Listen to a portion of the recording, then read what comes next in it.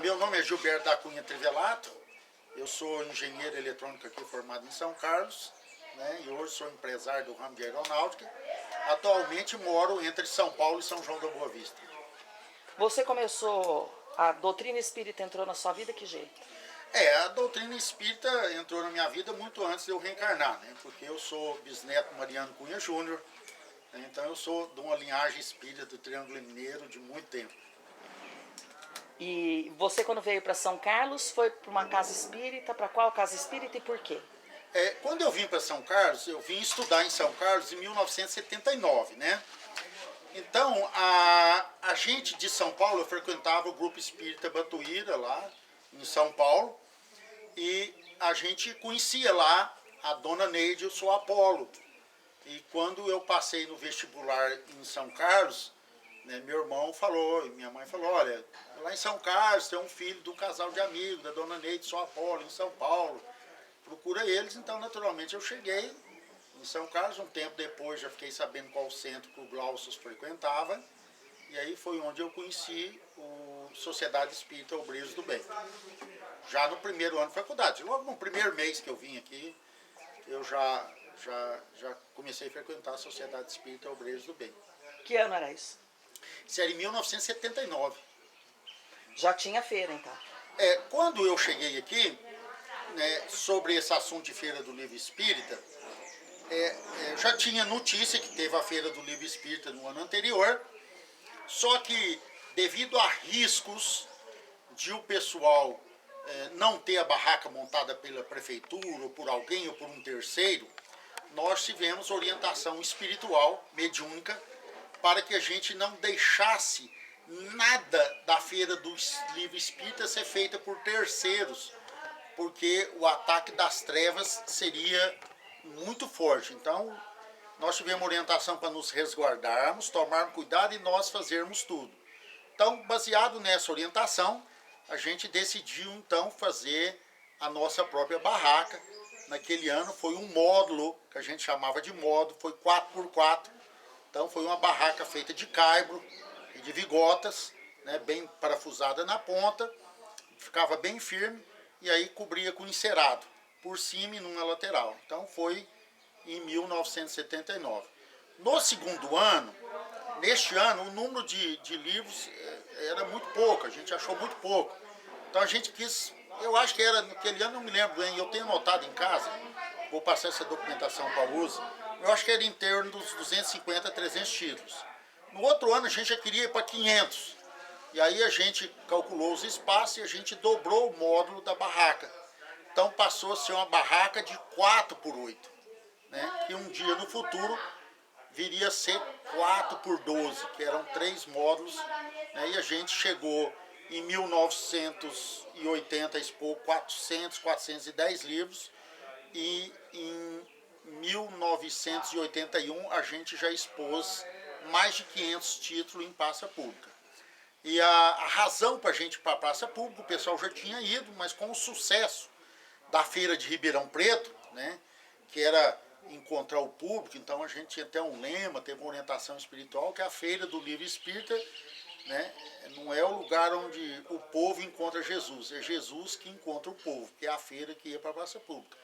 Então foi esse o lema que a gente passou nesses 2 primeiros anos. Eu não estava aqui no primeiro, que dizem que a barraca foi feita pela prefeitura. Eu só estive no primeiro ano, 79, 4x4, feito pela gente.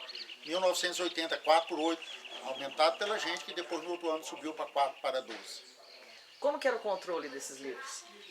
Bom, essa parte de controle, a partir do momento que eu entrei, ela foi assim, como eu vim de cartório, e eu cuidava de contabilidade em cartório, e eu cuidava de gestão financeira, as coisas, tesouraria judicial. Então eu já cheguei aqui com a minha mania de tesoureiro, de controlar tudo, de ter tudo. Então eu passei a ser o controlador financeiro da feira. Naquela época nós ainda não tínhamos computadores como PC, mas a gente já queria ter uma lista de livros decente. Então o Pedrão, o Pedro de Souza Neves Júnior, que foi aluno, que era o último ano, se não me engano, dele da Federal, ele ia lá e digitava e trazia aquelas listas daqueles papéis de computador, com aquelas colunas zebradas, e a gente anotava os livros que vendia por dia total. Eu era o tesoureiro da feira já naquela época, então eu fazia relatórios, tudo muito bem feito. A gente não tinha computador, mas em casa, em São Paulo, tinha um IBM 82C, que já tinha interface para arquivo feito em computador. E a gente eu utilizava aquilo para fazer os relatórios da feira. Então as lembranças importantes que marcaram a relação da feira tinham o seu aspecto financeiro, que a gente sempre trabalhou com o lema que é o livro pelo livro. Nunca era o livro para gerar uma máquina de arrecadar dinheiro, embora a gente discutia muito, que a gente tinha absoluta convicção que nos anos futuros ia se vender tanto livro espírita que ia criar um verdadeiro mercado. E a gente até começou a separar pessoas que viviam profissionalmente do livro espírita, que temos o respeito e admiração, mas passou a surgir algumas pessoas espíritas que queriam fazer atividades complementares com o livro para ganhar dinheiro com o livro. Então começou já naquela época a ter um questionamento muito forte sobre isso. Em geral, nesse ano de 1979, a gente pegou todos os nossos livros em consignação no Instituto de Difusão Espírita de Araras, que tinha o Alceu, que era espírito, Arceu, não Alceu, Arceu. Ele nos ajudava muito. Tinha o Renato, que não era espírita, mas era o administrador dele lá, que era muito prestativo. Já naquele ano, já surgiu o desenho da Feira do Livro Espírita, que vocês conhecem até hoje. Então, já em 79, a gente no CAASO, Centro Acadêmico da USP, fazia camisetas com silkscreen, alguns alunos faziam para vender, ganham uns trocos. A gente já fez a camiseta em silkscreen, por cor única, só os lados, e todas as cores a gente pintava no Centro Espírita com tinta mesmo, com pincel, e cada um passou a ter aquela Feira do Livro Espírita com aquele símbolo. Neste ano, os descontos eram assim, como funcionava financeiramente a feira. Todos os livros publicados pelo ID, ele dava os livros em consignação, ou seja, se a gente pegava os livros, se não vendesse, a gente podia devolver. E ele nos dava o desconto de 50%. Os livros que ele distribuía, que era da FEB ou das outras editoras, o desconto era de 30%. Então, como a feira não tinha o objetivo de dar lucro, a gente tinha medo também, a gente queria não ter prejuízo, porque a gente é estudante, a maioria sem dinheiro para pagar essas despesas, porque quem tocava ali a feira era fundamentalmente a mocidade. Alguns da madureza participavam, mas era a mocidade, era um trabalho fundamentalmente da mocidade. Então o que a gente fazia? A gente vendia os livros, as obras básicas, que era do ID, a gente vendia com 50% de desconto, a gente não tinha um centavo. Os outros livros que não fossem importantes, fundamentais para a doutrina espírita, a gente vendia com 30% de desconto os do ID e 25% de desconto da FEB. Aqueles que eram importantes da FEB, a gente vendia pelo preço e custo. Então isso foi assim que a gente foi aprendendo. E aí financeiramente eu vou falar do ponto de vista administrativo financeiro. O que é que isso embrionou em São Carlos no movimento espírita. Já no segundo ano, que a barraca era nossa, eu considero que o primeiro ano de praça pública é 1979.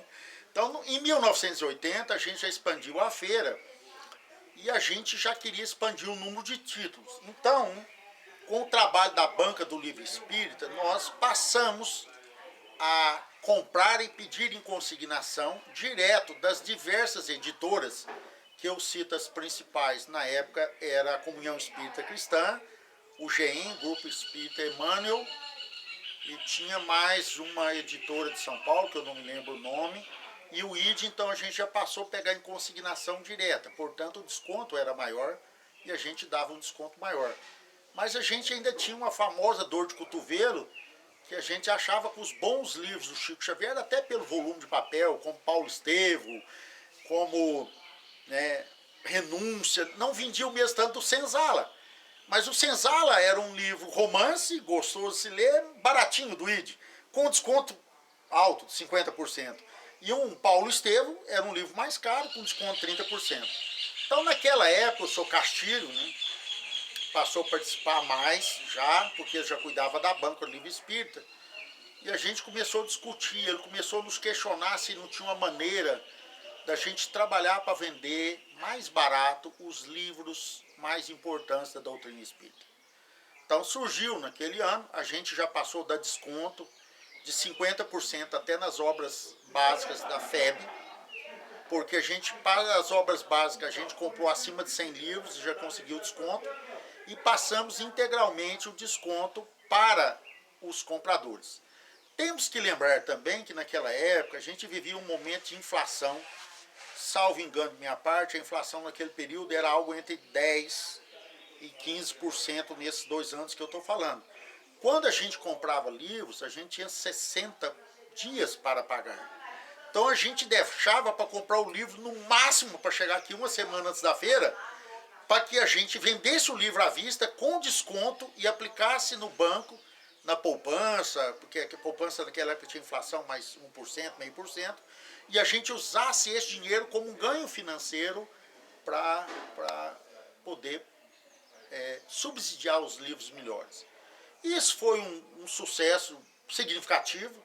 Nós escolhemos 50 obras para vender mais barato, evidentemente que o Castilho quis palpitar em todas elas, né? Então entraram as obras principais do Chico Xavier, os grandes romances, as grandes obras mediúnicas, e entraram já também pelo menos 10 livros, se não me engano, 20 livros de outros autores que eram importantes para a doutrina espírita, livros científicos, Gabriel Delany, Leon Denis, Alexandre Ksakoff. Então, esses livros fundamentais do fundamento da doutrina espírita também foram subsidiados.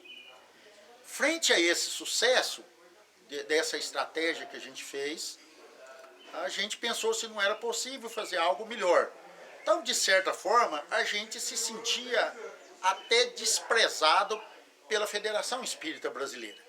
Então, uma moçada mais nova começou a questionar a postura da Federação Espírita Brasileira em relação ao livro espírita, que eles davam descontos, mas não ajudavam as feiras do livro espírita. Então, a gente foi nas várias conversas questionando isso, até que um dia o Castilho deu uma sugestão. Oh, vocês ficam falando mal da FEB, mas vocês já foram lá algum dia? Então foi onde a gente decidiu que a gente iria à FEB para discutir, então, pela primeira vez, as feiras do livro espírita terem acesso a algum suporte da Federação Espírita Brasileira. Naquela época saímos de São Carlos, conversando com o pessoal de Ribeirão Preto, Aldo Aguilar Bianco, que já compravam obras básicas direto da FEB, e a gente, sempre que eles iam comprar, a gente comprava direto da FEB com o mesmo desconto via Ribeirão Preto. Então eu fiz um estudo bem estatístico de todas as obras que poderiam vender de 10 a 20 livros, e a gente foi fazer uma oferta para a FEB, de que aqueles livros que a gente comprasse 20, talvez 10, talvez 20 de cada um, que ela nos desse o desconto de 50% direto. Veja bem, a gente estava comprando livros, a gente não tinha avalista, a gente não tinha nenhuma garantia bancária, e fomos à FEB. Fomos muito bem recebidos no Rio de Janeiro, né? Vimos todo o parque da FEB lá, os livros, nos deram uma demonstração e fomos conversar sobre o apoio para as feiras do livro espírita. Aí eles fizeram uma colocação e tal, e se a gente for vender direto para muita gente, a gente não dá conta. E aí o Sintra perguntou, José Carlos Ângelo Sintra, professor aqui da USP, perguntou, escuta, mas e qual o volume de venda vocês então dão 50%? Eles não gostaram da ideia nossa de 10 ou 20 volumes. Aí eles falaram, ó, se vocês comprarem acima de tantos milhões, vocês têm desconto. Aí eu futuquei o Sintra, né, tipo assim, fica calado aí, isso aí tá bom pra gente, e vamos embora. E nós viemos para São Carlos, já vimos matutando, a gente veio à noite de ônibus, nós fomos ao Rio, voltamos de ônibus. São Carlos, pegando ônibus para São Paulo, fomos ao Rio e voltamos durante toda a noite, e no outro dia chegamos em São Carlos. E a gente então começou a fazer um plano para como comprar livros da FEB.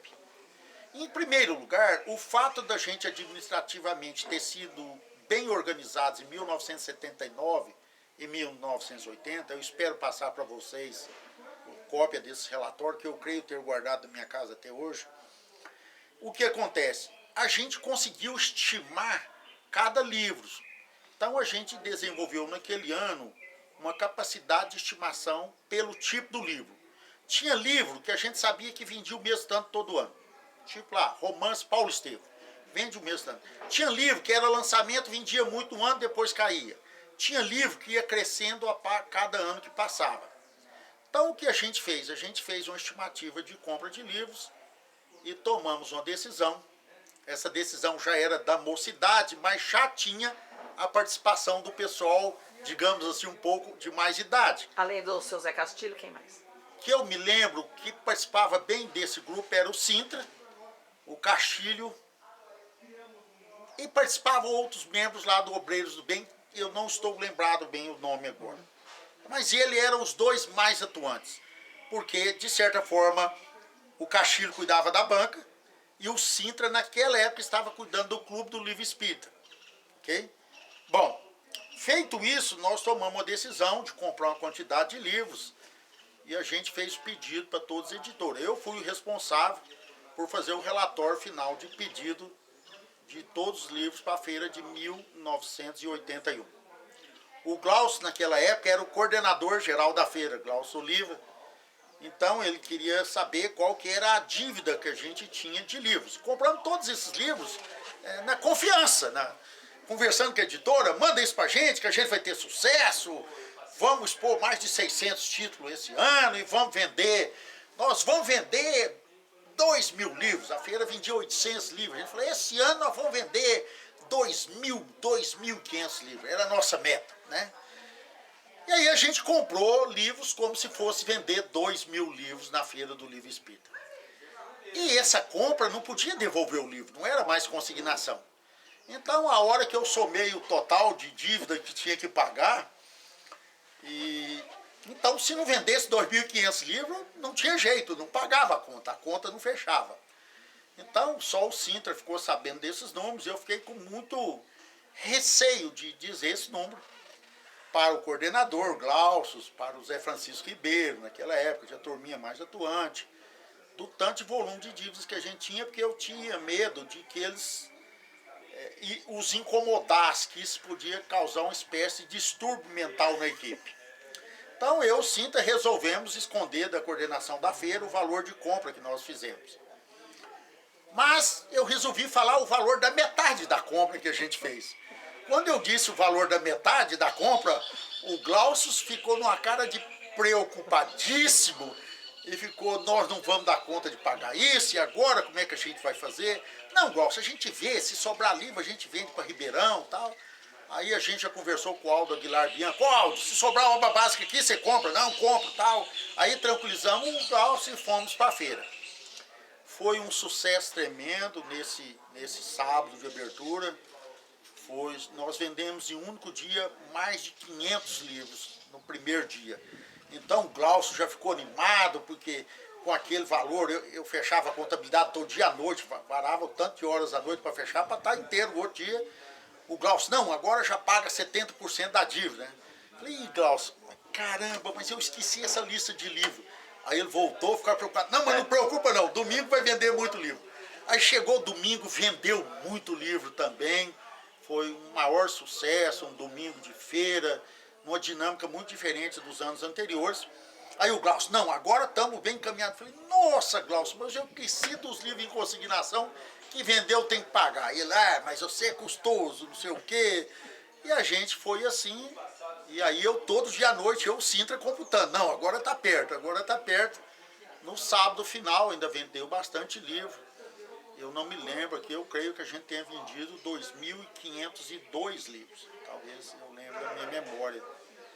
E é um número muito engraçado, porque naquele ano a gente acabou batendo a perua da feira lá na praça, num carro, e quem estava dirigindo foi responsabilizado, a gente teve que pagar o conserto.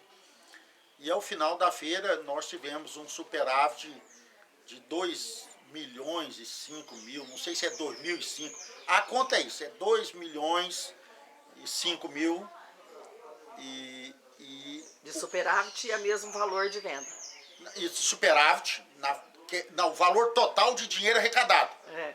E a gente gastou 2 milhões para consertar a batida do carro Ficou cravado. Então ficou exatamente, sobraram lá um dinheirinho trocado. Então esse foi o primeiro ano em que a gente passou a aquisição, e isso significou uma transição muito grande.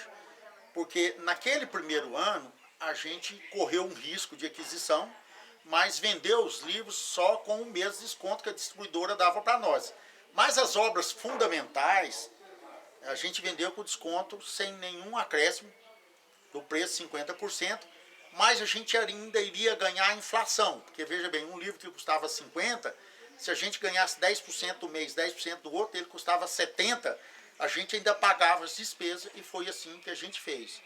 Então aquele ano foi o primeiro ano da suposta criação do estoque básico da Feira do Livro Espírita. Tirando essa questão financeira, a questão econômica, qual é a memória afetiva que você tem mais forte a respeito da Feira do Livro aqui em São Carlos? Bom, tem memórias afetivas que são assim fantásticas, que a gente, a partir de 79, a gente dormia com os livros na praça. E a gente tinha muito medo de... E o pessoal falava, e se der um temporal?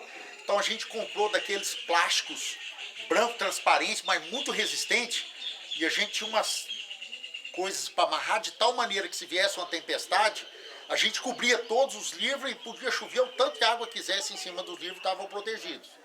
Então eu me lembro de um ano, foi 1982, que deu uma tempestade dessa, chegou a locomover a barraca, arrancou o encerado, e a gente cobriu os livros e desabava a água jorrando em cima dos livros, né? E a gente, alguns ali tomando chuva para ver como ficava. Aí depois de 2 horas que acabou a chuva, que o tempo limpou, a gente já estava com toda a Feira do Livro Espírita montada. As coisas mais emocionantes eram algumas reuniões que a gente tinha. Tinha sempre o Castilho, nos trazia esses alertas, né? Eram os espíritos que manifestavam nas reuniões mediúnicas antes da feira, quando chegava 2 meses da feira. Eram espíritos revoltosos, agressivos, né? Que vinham dizendo que a ideia não ia ser divulgada. Então aquilo funcionava como essas reuniões mediúnicas funcionava como um verdadeiro para-raio para que a gente pudesse trabalhar. E em toda palestra que tinha de abertura era um momento de muita emoção. Era um momento de muita emoção, a gente era muito tocado de emoção. Era uma semana radiante de alegria. E uma coisa bacana eram os fatos curiosos que aconteciam na feira à noite. Porque a gente, no primeiro ano, os livros ficavam tampados e quem cuidava da feira à noite, que eram de duplas, cada 2 horas trocava, muitas das vezes um cara lá queria comprar o livro e não podia comprar, né? Aí o Castilho ficar num desses horários dele, né? Aí ele falou, não, vamos vender livro também. E aí a gente passou a vender livro de madrugada, quando aparecia. E aparecia muitos casos curiosos, sabe? Tem um caso que me marcou muito, né? Desses da madrugada, e um cara chegou e ficou olhando um livro, passava a mão para lá, aí ia para outro. Eu não sabia se o cara tinha áreas um pouco de embriagado. E falava, deixa o cara olhar livro aí, né? Aí de repente o cara, mandou a mão, esse aqui eu gostei, vou levar o livro. Eu corri e olhei a página que ele estava olhando, né? E era a lição 22 do livro de resposta do Emmanuel. Aquilo me marcou tanto, porque um cara meio embriagado de madrugada, bateu a mão, não, esse que eu vou levar, que eu li aquilo e eu nunca mais esqueci o que está escrito naquela página, que é assim, ó, chama admiráveis. São assim, admiráveis são os espíritos nobres e retos que militam com grandeza na causa do bem. Entretanto, não menos admiráveis são aqueles que reconhecem-se frágeis e imperfeitos caindo e erguendo-se nas trilhas da existência, sob críticas e censuras, mas sem nunca cederem à tentação do desânimo e sem nunca desistirem de trabalhar. Então eu guardei isso que eu nunca, uma coisa que eu nunca esqueci de feira, né?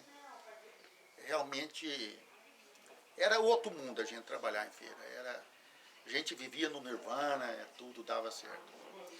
Aí tiveram inúmeros casos de bêbados que passaram a abrir livro. Ah, não é isso que eu quero, saía fugindo da feira. Saíram pessoas que foram na feira do Livro Espírita e compraram livros. Pessoas que ficaram entusiasmadas com o que leram no livro e adquiriram o livro por situações muito diferentes. Então era sempre uma emoção muito grande, era um trabalho muito gostoso, a gente ficava de fazer todo ano.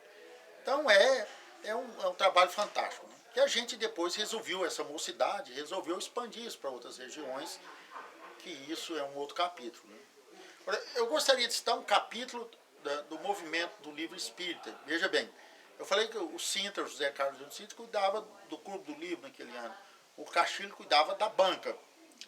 E eu cuidava do estoque da administração financeira do Livro Espírita, da feira do Livro Espírita. E o Castilho, coitado, cuidava da banca, coitado no sentido que a banca era uma banca pobretinha, não tinha dinheiro para ter muito livro, uma certa dificuldade. E o Castilho queria usar o estoque lá que ficava na sala do Obreiros do Bem. A gente tinha uma sala de estoque cheia de livros, né? Foi cada vez aumentando mais, mas já naquele ano já ficou muitos livros de estoque que a banca não tinha. E eu teimava o Castilho, não, você não vai pegar livro para levar para a banca, não. Banca é banca, aqui, feira do Livro Espírita não é para lucro, isso aqui. Castilho Gilberto e tal, e a gente pegou essa teimosia, eu mais, e a gente nunca cedeu. Um dia uma pessoa me pediu um livro espírita, científico, e eu fui na banca comprar o livro para levar para a pessoa, para levar para Frutal, onde eu ia passar minhas férias. E o livro não tinha na banca, mas eu tinha a lista do estoque na minha casa, de todos os livros que a feira tinha no Obreiros do Bem. E eu sabia que tinha um livro lá. Então eu fui lá no Obreiros, eu tinha a chave da sala, e abri a sala e fui pegar o livro. A hora que eu taquei a mão no livro, veio a imagem do Castilho na minha frente. Pois é, você falou que não podia pegar livro, agora você está pegando. Aí eu fiquei tão impressionado com aquela imagem do Castilho na minha frente, que eu larguei o livro lá, peguei o ônibus ali na Avenida São Carlos, fui descer lá na Santa Paula, que é o bairro que o Castilho morava, na Vigílio Pose, número 11, nunca vou esquecer. E fui lá conversar com ele. E cheguei lá e conversa, vim aqui, pá, puxa a conversa ali. Castilho, sabe aquela ideia sua de livro ser tudo um só, que é o movimento do livro? Você sabe que até que aquela ideia sua faz sentido. Vamos fazer o seguinte, após a reunião da Unime, né, que a gente chamava União Intermunicipal Espírita de São Carlos, que deu até confusão com a Unimesc, que era a União Municipal Estudantil de São Carlos.